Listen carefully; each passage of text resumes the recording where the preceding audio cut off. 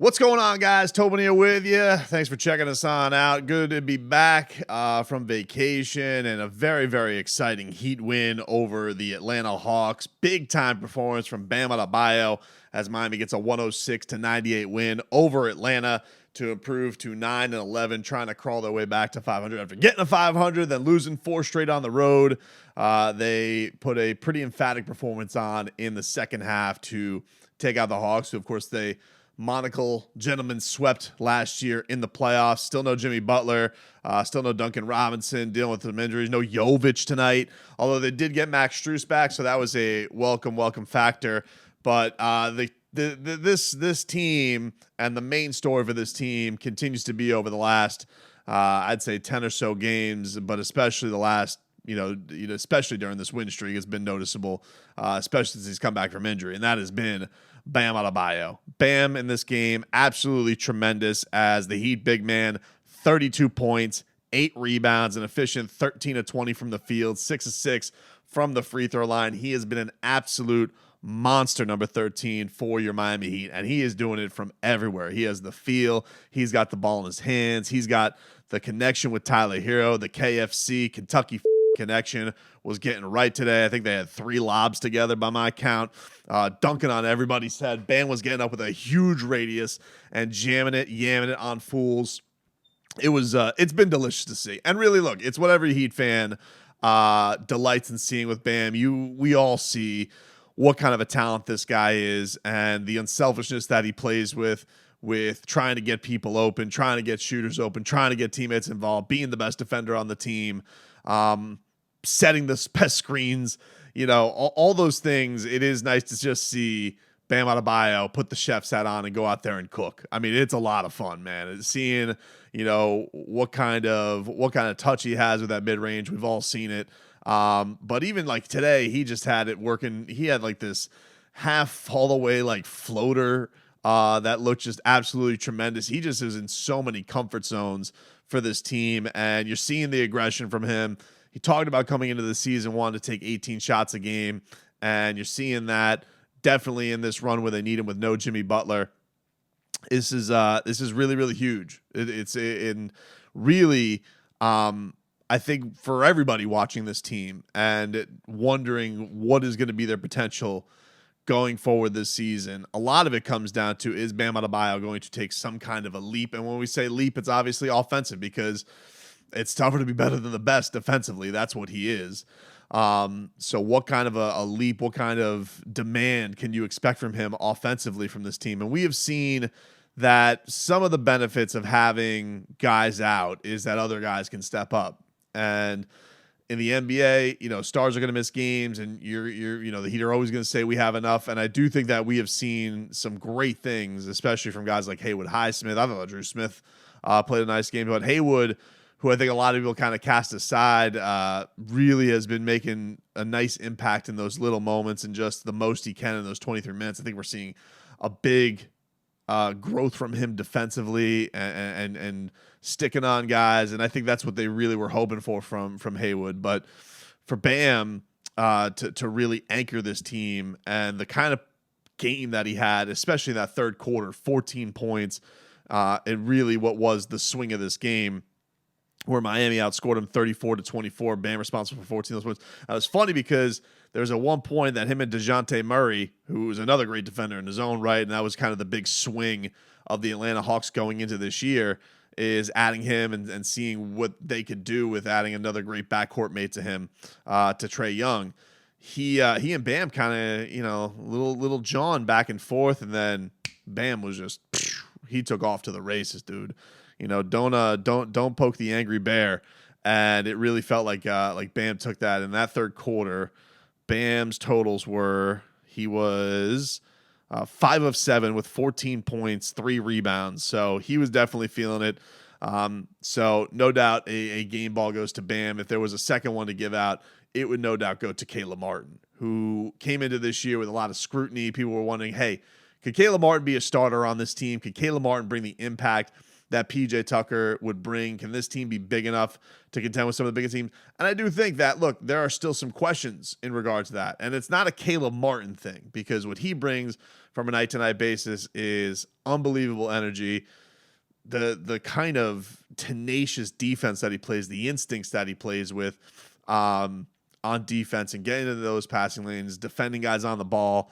But tonight, I mean, the play of the game and really the sequence of the game that probably iced it and took the heart out of the Atlanta Hawks.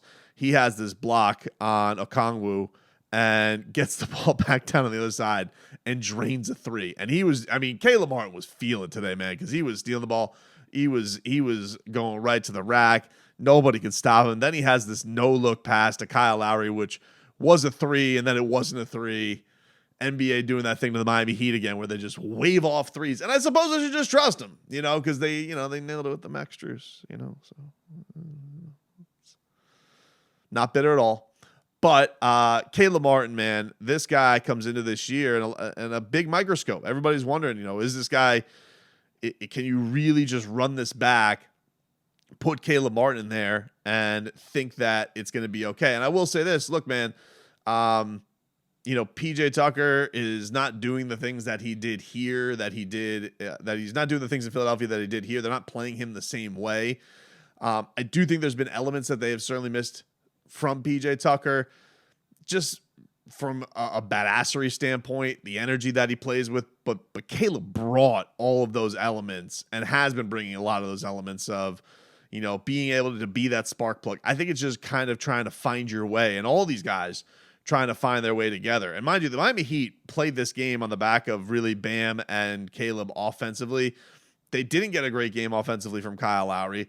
Tyler Hero had his first career triple-double, but it was like one of those, those like old school Draymond Green triple-doubles, where it's like 11 points, 11 boards, 10 assists. So he was doing it all. He did not have his touch today, though. He has not looked, other than that fourth quarter surge that he had that first game against the Wizards, he has not looked like a guy who quite has his touch yet, which, gives you hope, because Tyler Hero is going to find that rhythm, and this Miami Heat team is going to be in a very, very good place. Also on a side that don't have Jimmy Butler still back, and hopefully we'll get him back at some point on this trip. Of course, they're coming down with two big-time matchups coming up against the Boston Celtics, who are right now surging and have played absolutely incredible basketball this year. Tatum and Brown have really launched this team into a great way. They're 15-4 on the season right now. Currently, as I record this, they're up 20 on the Washington Wizards, so very much looking like they're going to go to 16-4 and improve to 8-1. So Miami is going to have their hands full, even if they have Jimmy Butler back. But if they don't have Jimmy Butler back, certainly have a tall task ahead of them with these couple of games coming up against Boston. They do get a couple of days off, which is nice. They get Monday and Tuesday off before going and taking on the Celtics, and then take them on again on Friday. So I'd imagine Miami's going to probably come back home, maybe practice on Tuesday and then fly out. So they'll get a couple days in their bed. It won't be like a pure road trip. But this is the one thing I will say about these, about this baseball series that the NBA has brought forth.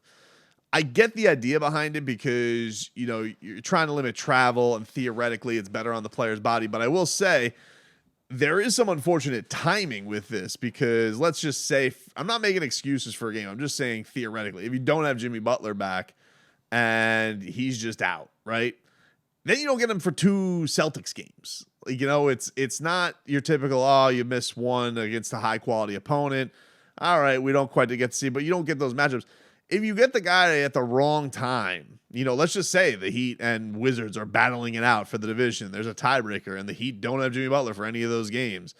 Same thing if the Wizards weren't to have Bradley Beal. It's just an unfortunate thing of timing, and you have these critical same games against the same opponent. That's the one thing I would say, noticing with the Miami Heat injury thing, that is kind of a bummer with stacking these games against similar opponents. But look, with Jimmy Butler, without Jimmy Butler, it's still going to be a huge, tough matchup against Boston. But this game, it was an absolutely great performance, especially in that second half, to really flip it on its head when it comes to what they were able to do against the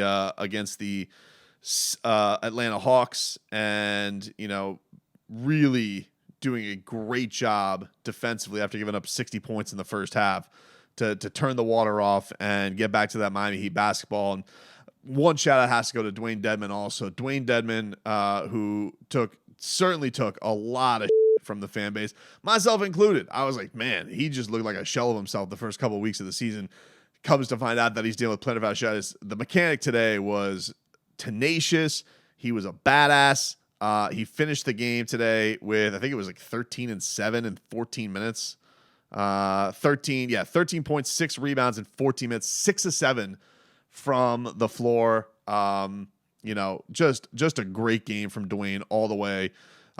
Provided such a punch, and we've talked about those non-Bam minutes. Like, how do you the swings have been so gargantuan in terms of plus minus for Miami when they don't have Bam on the floor, and when you get that kind of night from Dwayne, which you can't really expect that kind of a night every night from Dwayne, but if you can get positive nights from the mechanic in those minutes where Bam gets to rest his cheeks on the bench, you're in a good spot, dude. So great win for Miami tonight. One of a really great collective performance there to get this one. Love the defensive effort, but especially from Bam and Caleb. They were just absolutely dynamic in this one.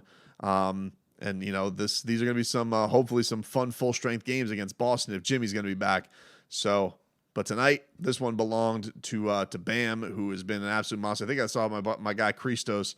These are Bam's last 2 games. Where is that tweet from Christos?